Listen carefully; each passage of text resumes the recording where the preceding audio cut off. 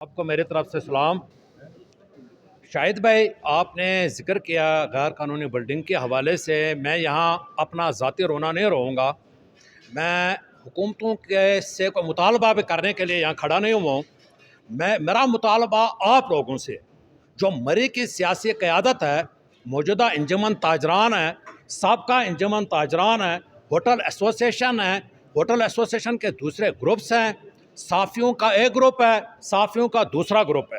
میرا آپ سے مطالبہ ہے کہ آپ لوگ اکٹھے نہیں ہیں۔ کتنی ہی میٹنگز کے اندر میں جا چکا ہوں، جہاں انجمن تاجران موجود ہوتی ہے تو سابقہ نہیں ہوتی، سابقہ ہوتی ہے تو موجودہ نہیں ہوتی، ہوٹل ایسوسیشن کا ایک دڑا ہوتا ہے تو دوسرا نہیں ہوتا۔ میرا آپ لوگوں سے گلہ ہے، میرا حکومتوں سے تو بعد کا گلہ ہوتا ہے، پہلا گلہ میرا آپ لوگوں سے ہے کہ آپ لوگ اکٹھے کیوں نہیں ہیں۔ اللہ کا واسطہ ہے، خدا را آپ سارے لوگ اپنی سیاست چھوڑیں۔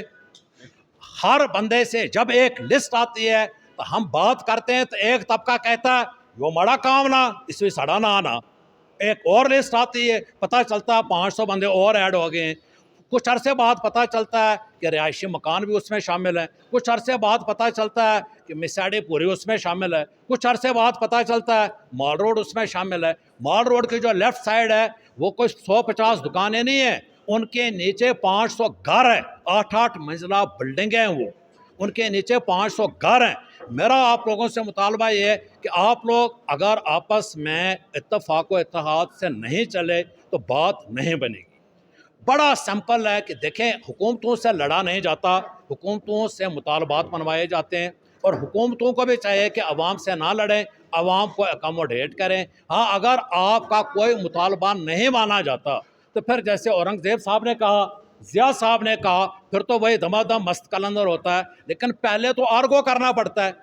اگر حکومت ڈیولپمنٹ پلان کی طرف جا رہی ہے تو عام بندہ جس کی دکان نہیں ہے، ہوٹل نہیں ہے، ریسٹورنٹ نہیں ہے، وہ تو کہے گا جو حکومت بہت اچھا کر رہی ہے، گرانے دو ان کو، توڑنے دو ان کو۔ ویسے بھی ہمارے دل، ہمارے ذہن اتنے تنگ ہو چکے ہیں کہ اگر کسی نے کچھ بنایا ہوا تو دوسرا کہتا ہے یار یہ سٹن اس نہ اچھا تو اس کے پہلے۔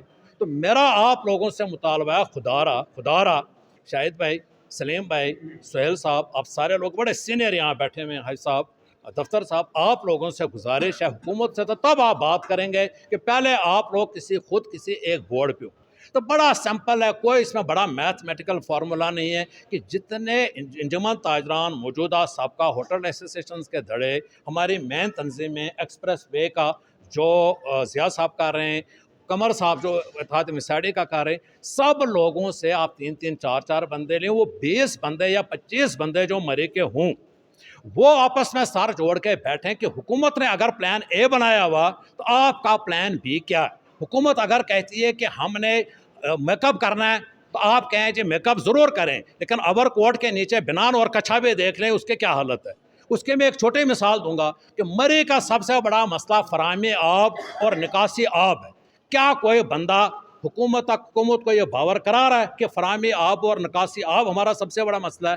آپ لوگ اس دن سے ڈرے جس دن مری کے جو بوسیدہ سٹرکچر ہے یہاں سیوریج کا، جس دن یہ بند ہوا اور یہاں پانی گھروں میں، ہوٹلوں میں داخل ہوا، شارٹ سرکٹ ہوگا، یہ شہر انگریزوں کی طرح، اللہ نہ کرے جس طرح انگریز دور میں سارا جلا تھا، یہ سارا شہر جلے گا اور ہماری سیاستیں آپس کے دھرے کے دھرے رہیں گی۔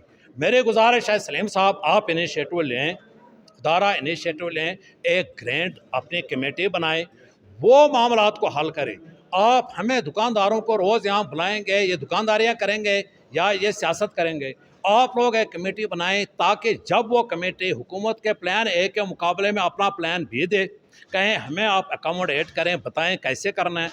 اس کے بعد اگر حکومت نہیں مانتی تو وہ قیادت اگر جی پی او کی سیڑھیوں پہ کھڑے ہو کے کہتی ہیں کہ شہر کو بند کرو، تب شہر بند ہوگا نا۔ ایک دھڑے کے کہنے سے اورنگزیب صاحب تو نہیں بند ہو سکتا نا، ایک دھڑے سے یا 4 دھڑوں سے تو نہیں ہوگا۔ جب تک سارے سٹیک ہولڈر ایک